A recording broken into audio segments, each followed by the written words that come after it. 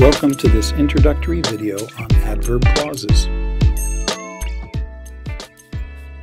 Let's first look at a passage to see where these adverb clauses take place and the variety we can expect to see in writings. This passage talks about hot springs or public baths in Japan. Take a minute to read it. You may pause the video here to take more time. The first instance we see mentions the place, where, referring to spas. And it is strongly connected to the information that follows, giving more information about the purpose of the spas, the place people go to relax. Concession speaks of doing an action despite another side point being true. Here, though introduces the side point of the fact that people like onsens in all seasons.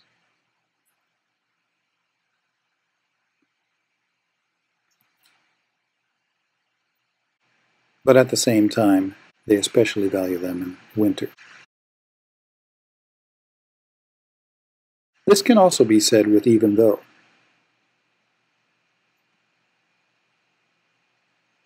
As well as although.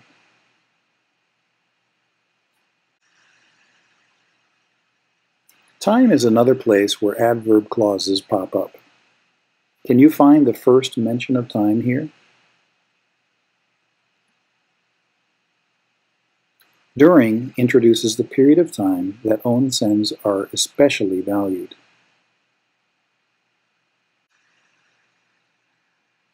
Another mention of time is when, and it is showing us the context of time during which one important crucial point happens, a point that we must remember or notice.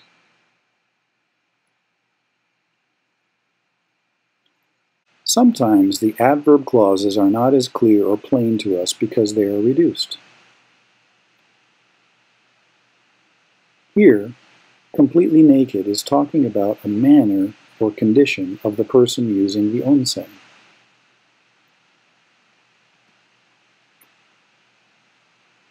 It is really a reduction of that fact, and it reduces the unnecessary words.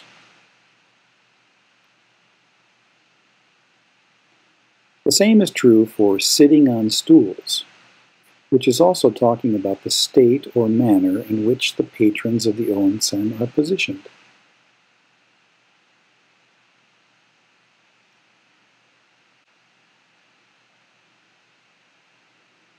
Finally, the third verb in this list also talks about what the patrons are doing. Notice that in all of these cases of the three descriptors that some might say they are adjective clauses describing the patrons who are naked or the patrons who are sitting and using something. However, they are more clearly talking about the condition or manner in which the action of washing takes place. Therefore, they are adverb clauses rather than adjective clauses. One more way in which adverb clauses are used describes reason. In this case, the head noun reason could be deleted, and the why clause basically talks about the reason their actions in the previous sentence of washing themselves outside of the main bath.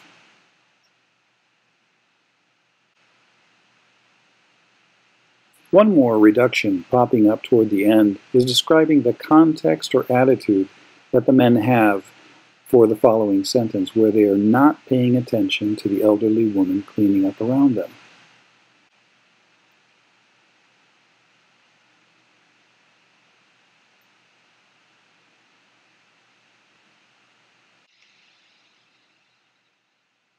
Finally, adverbial clauses that mention manner or the way in which something is done can be seen in words like as if, like, or as.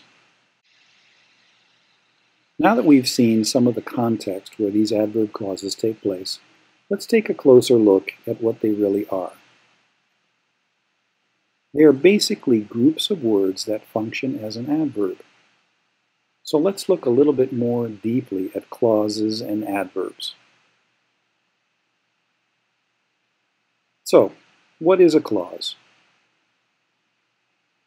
A clause is a group of words that contains a subject and a verb.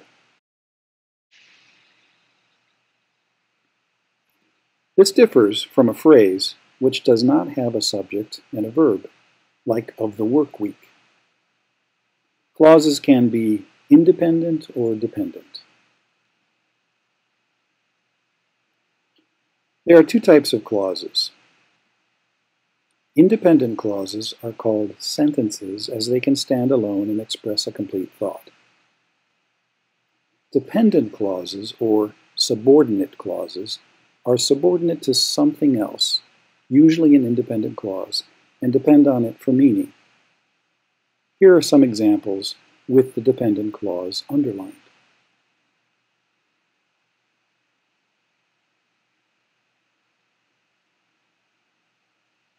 You can see that each underlined clause cannot stand on its own, but it needs a clause to help it make sense or to help it complete a thought.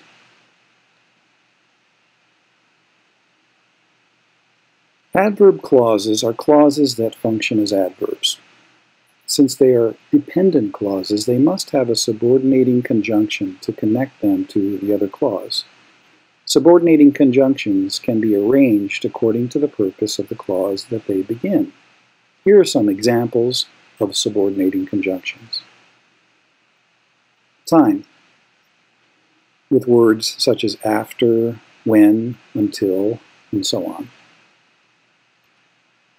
Condition, with if, whether or not, provided, etc. Cause and effect, with because, as, since, and others. And contrast, with though, although, while, and so on.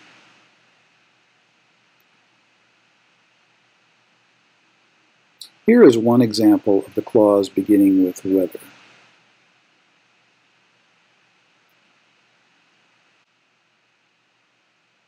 This adverb clause puts a condition on the action in the main sentence.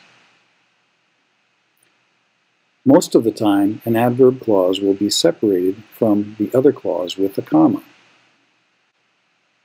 Here's another example of a sentence without commas. This adverb clause modifies another adverb more.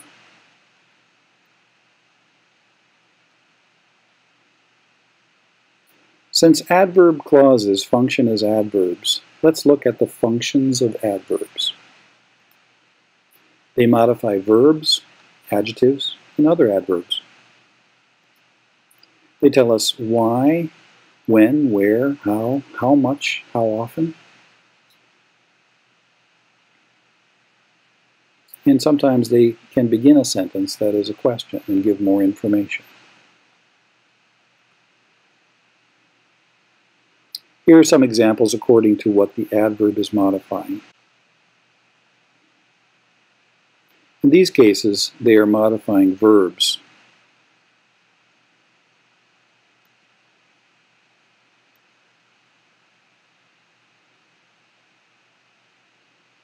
Here are some that are modifying adjectives.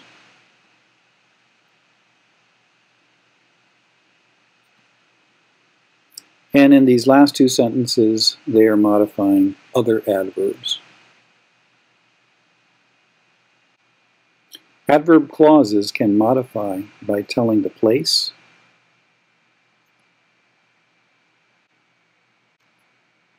time,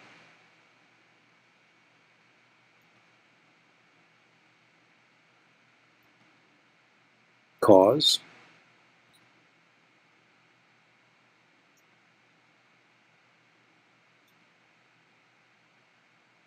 they can also modify by demonstrating purpose of an action.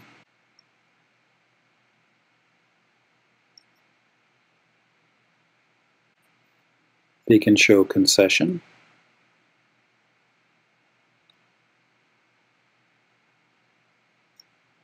and condition.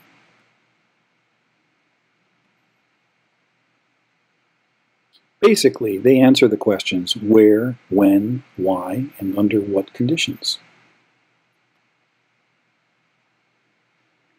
Continue with part 2 of adverb clauses to look more into the ways that we can reduce them.